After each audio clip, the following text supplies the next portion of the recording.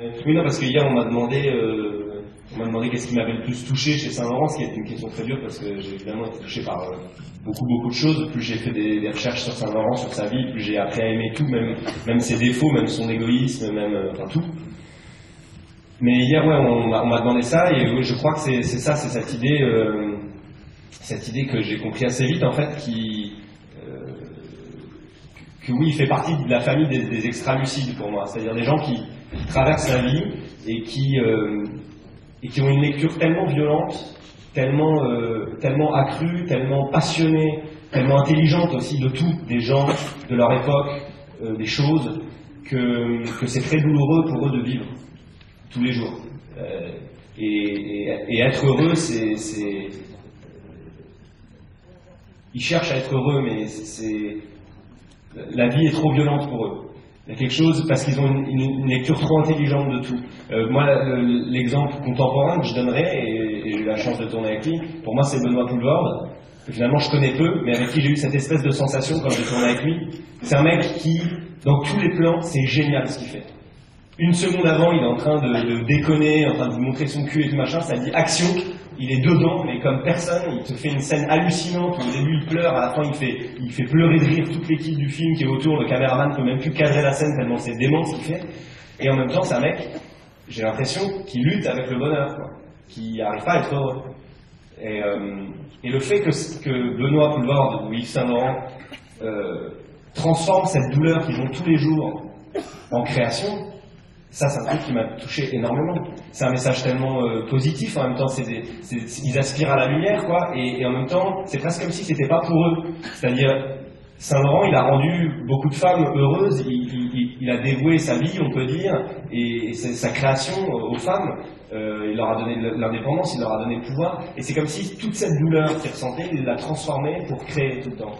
Et que finalement, il créait de la lumière à partir de quelque chose de quand même assez dark, quoi. Donc, ça m'a touché. Ouais. Des questions? Alors moi j'en ai. Là? Ah. Il arrive. Oui, vous parliez tout à l'heure de la place de Pierre Berger dans l'écriture, dans l'interprétation de l'écriture de la vie de Saint-Laurent, et justement je me demandais dans un jeu de film, ça va paraître idiot, mais quelle place prend la fiction, l'interprétation d'une histoire qui est vraie, à quel moment la frontière s'établit en fait? Moi, la manière dont on a travaillé avec les scénaristes Jacques Fresky et Marie-Pierre Huster, qui ont écrit ça avec moi, ça a été dès le départ, moi, déjà d'axer sur mon envie, enfin, moi, ce qui en eux, surtout en Saint-Laurent, ce qui me parlait suffisamment et moi, là où j'avais envie d'aller finalement. Ensuite, moi, j'ai découvert, c'est un peu comme dans l'archéologie, tu découvres un site et puis tu te dis, tiens, il y avait une colonne là, certainement, j'en vois une là-bas, donc forcément l'autre était là, quelle forme elle avait, enfin, tu reconstitues le puzzle à partir d'archives, de biographies, de rencontres, et puis par recoupement, tu avances comme ça. Après, moi, je trouve des ponts narratifs là-dedans parce que le cinéma, c'est avant tout une bonne histoire, et moi, les biopics qui me plaisent, c'est les biopics qui racontent quelque part autre chose que le biopic, que ce biopic soit un prétexte. Moi, je vais parler de la création, la difficulté à créer, en même temps rendre héroïque ce personnage, pas en faire une vedette qui a la grosse tête, de la mode, c'est beaucoup plus profond, traiter de sa maladie, enfin, rendre compte de son génie à travers aussi ses souffrances, etc. Et donc voilà, j'ai construit tout ça autour d'une vingtaine d'années. Et le levier le plus intéressant pour moi, c'était à travers cette histoire d'amour, pas uniquement parce que j'ai envie de faire une histoire d'amour, je parlais de grands sentiments. Parce que les grands sentiments, ça nous réunit tous et qu'on s'identifie plus à un personnage à partir du moment où il a les mêmes choses, il traverse les mêmes questionnements que nous. Mais aussi parce qu'à travers l'histoire d'amour, on avait le tiers, le regard de Berger par exemple. Alors ça, c'est de la fiction totale, je ne sais pas comment c'était, je n'ai pas regardé par le trou de la serrure pour savoir comment ça se passait chez eux. Mais je me suis dit, ça doit être un peu comme chez moi, ou un peu comme chez toi, ou un peu comme chez nos scénaristes. Donc, imaginons, inventons là-dedans. Donc, toute la fiction, c'est vraiment entre eux, finalement, dans leur rapport. Alors, je m'appuie sur des éléments. Jacques Devacher a existé, on sait que c'était l'amant de Karl Lagerfeld, Victoire a existé. même si on en a très peu parlé, par exemple, elle a été très vite évincée, il fallait qu'ils soient tous les deux et pas à trois, c'est pas possible. Tout ça, ça faisait du sens, et ça faisait du sens autour d'une histoire d'amour à laquelle on peut s'identifier. Et tu sais, on avance, un film, on écrit, on avance, on tourne, on avance, on sait pas trop ce qu'on fait, on essaie de faire au mieux. Et de suivre son instinct aussi. Et après, mon instinct, c'était de m'accrocher à eux deux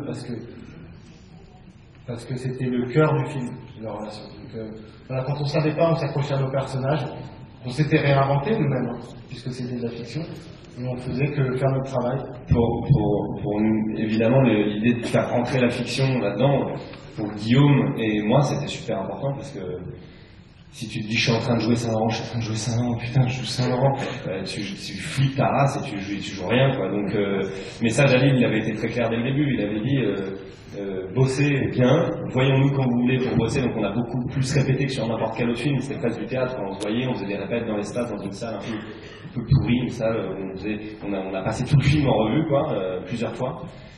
Et après, il nous a dit, maintenant que vous avez les personnages, vous avez bossé, vous les connaissez, donc maintenant, en fait, le message c'était presque, c'est plus Berger, c'est plus Saint-Laurent, maintenant, c'est des persos qu'on a bossés qui pourraient être des personnages de fiction, ils pourraient ne pas avoir existé, on aurait pu vous montrer ce film sans qu'ils existaient, et nous, c'était ça l'idée, quoi. Au bout d'un moment, c'était nos personnages, moi je pensais que Saint-Laurent m'appartenait plus qu'à n'importe qui, tu vois.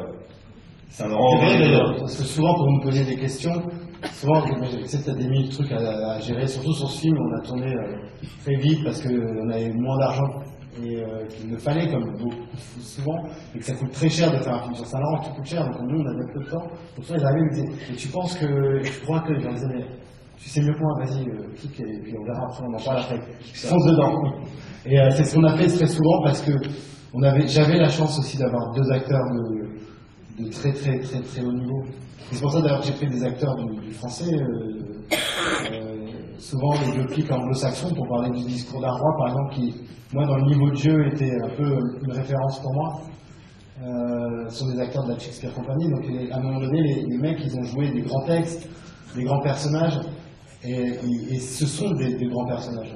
Alors voilà, il faut savoir bien caster des fois, et on gagne beaucoup de temps. C'est Robert Guédiguian qui m'avait dit ça, j'avais dit, mais tu diriges jamais en fait. Il m'avait dit, bah non, j'ai casté, moi. À partir du moment où je te fais confiance, c'est à toi de faire. Alors là, on a quand même beaucoup bossé sur le plateau, je ne les ai pas laissés en roue libre, mais c'est des acteurs qui proposent tellement de choses, qui travaillent tellement en amont, qu'on pouvait se le permettre.